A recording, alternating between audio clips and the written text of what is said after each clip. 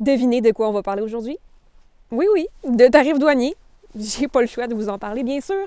Par contre, ce que je peux vous dire, maintenant, là, mercredi vers midi, parce que ça change d'heure en heure, ce que je peux vous dire, c'est qu'il y avait une rencontre entre Rio Tinto et le gouvernement provincial un peu plus tôt ce matin, où il a été question des impacts des tarifs. Je vous racontais hier que l'industrie de l'aluminium n'est pas inquiétée outre mesure des pertes d'emplois, par exemple, par rapport aux tarifs.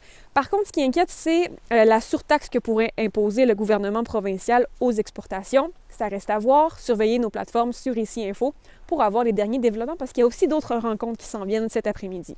Bon, parlant de tarifs, j'aimerais vous en parler avec un angle un peu plus local, un peu plus touristique parce que près de la moitié des Québécois ayant annulé un voyage aux États-Unis ont l'intention de se tourner vers la province, vers des voyages chez nous.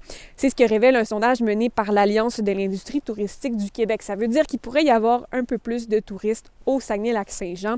C'est encore difficile à chiffrer pour l'instant. On raconte chez Tourisme Saguenay-Lac-Saint-Jean que les gens réservent de plus en plus dernière minute. Donc, on ne sait pas exactement comment quantifier cet afflux de touristes, mais en tout cas, ça pourrait attirer principalement les visiteurs qui sont à la recherche d'aventure parce que c'est un créneau qui est particulièrement développé au Saguenay-Lac-Saint-Jean.